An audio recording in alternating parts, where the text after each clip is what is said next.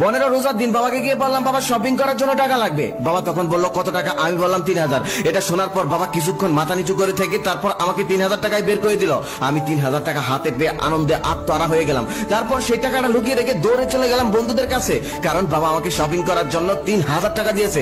এই গল্পটা তো সবার সাথে করতে হবে। সকল বন্ধুদের সাথে সেই গল্প করার পর ইফতারে কিছুক্ষণ আগে বাসায় ফিরে আসলাম। বাসায় এসে ইফতার করে নামাজ পড়ে সেই সময় পাশের রুম থেকে মায়ের চাপা কণ্ঠের আওয়াজ আমার কানে ভেসে আসলো। মা বাবাকে বলতেছে ছেলেকে 3000 টাকায় শপিং করার জন্য দিতে হবে কেন? ঘরে তো 3000 টাকাই ছিল, ওরে তো 1500 টাকাও দিতে পারতে। আমরা কি জমিদার? এখন তুমি কিনবে কি? ঈদের জন্য তো কিছুই কেনাকাটা হয়নি, এখন তো ঘরে চুলোই চলবে না। বাবা তখন মাকে বলতেছে বাদ দাও তো, আমরা জমিদার নই, তাতে কি হয়েছে? তবে আমাদের ছেলে কলেজে পড়ে, ওখানে কত বড় লোক বন্ধুদের সাথে মেলামেশা করে, ওর ভালো কাপড় চোপড় কেনার দরকার আছে। আর হ্যাঁ, ঈদের তো অনেক বাকি আছে, আমি কোনো একটা ব্যবস্থা করে ফেলবো, টাকার ব্যবস্থা হয়ে যাবে, তুমি কোনো চিন্তা করো না। আর আমাদের ছেলেই তো সব, আমাদের ছেলে ছাড়া আর কি আছে? ওকে ছাড়া আমরা কাকে দেবো?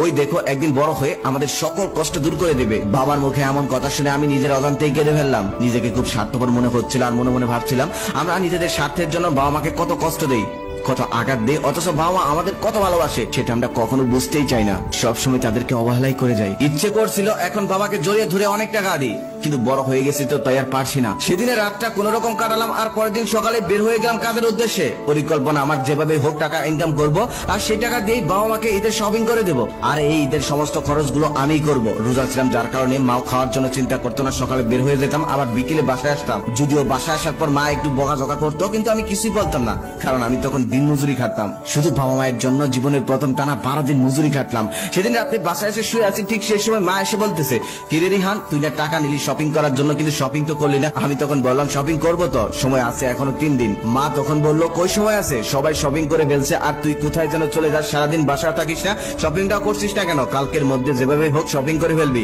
আমি তখন বললাম কই সবাই করেছে, তুমি আর বাবা কি কিনেছো দেখি, দেখাও তো আমাকে।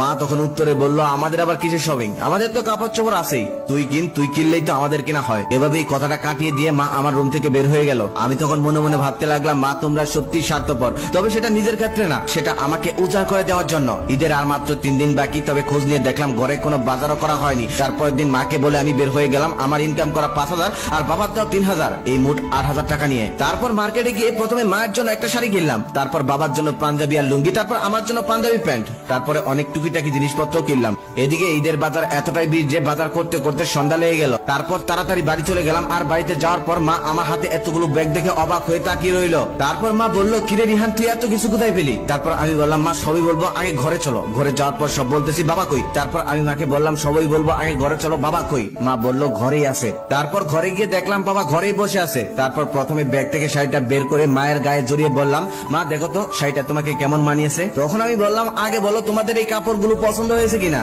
জীবনে কখনোই কিনিনি, জীবনে প্রথম কিনেছি, যদি পছন্দ না হয় তারপরও আমার কিছু করার নেই। বাবা তখন আমাকে বলতেছে তুই আগে বল তুই এত কিছু কেনার জন্য টাকা কোথায় পেলি? আমি বাবাকে বললাম রাগ করো না, আমি আসলে কোনো খারাপ কাজ করিনি, আমি রফিক আঙ্কেলের সাথে 12 দিন দিন মজুরি করেছিলাম, সেই টাকা আর তোমার দেওয়া টাকা দিয়ে এত কিছু কিনেছি। এটা বলার সাথে সাথে বাবা রেগে গিয়ে আমার গালে একটা থাপ্পড় মেরে বাবা বললো তোর এত বড় সাহস কি করে হয়, রোজা রেখে তুই কি করে দিন মজুরি করিস? কাজ করার জন্য অনেক সময় পড়ে আছে, এমন কাজ যদি আর কখনো করিস তাহলে দেখে নিস আমার থেকে খারাপ আর কেউ হবে না। এই বলে সমস্ত কাপড় চোপড় ফেলে দিয়ে বাবা আর মা রুম থেকে বের হয়ে গেল।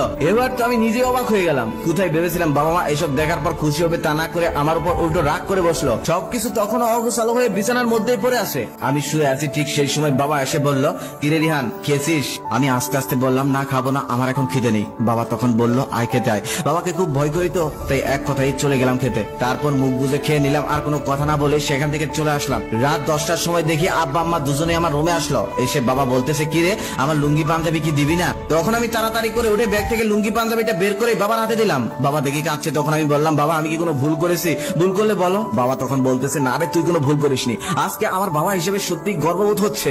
আজকে আমি অনেক খুশি। ছেলের প্রথম ইনকামের টাকায় কোনো কিছু পেলে বাবা মারা কত খুশি হয় সেটা একমাত্র যেই বাবা মায়েরা পেয়েছে তারাই বলতে পারবে। তুই তখন বলেছিলি না পছন্দ হয়েছে কিনা, তাহলে শোন সারা দুনিয়া খুঁজলেও এর মতো পাঞ্জাবি আমি আর কোথাও পাবো না। এগুলো আমার কাছে অনেক দামি রে, এগুলোকে আমি যত্ন করে রেখে দিব, কারণ এগুলো হলো আমাদের আদরের সন্তানের জীবনের প্রথম ইনকাম করা টাকায় কেনা। এই বলেই বাবা আমাকে জড়িয়ে ধরলো। সেদিন খুব চিৎকার করে বলতে ইচ্ছে করছিল আজকে আমি পৃথিবীর সব থেকে সুখী মানুষ। সেদিন বুঝতে পেরেছিলাম আসলে বাবা মা কি জিনিস। তাদেরকে খুশি করার জন্য অনেক বড় কিছু প্রয়োজন হয় না, সামান্যতেই তারা অনেক খুশি।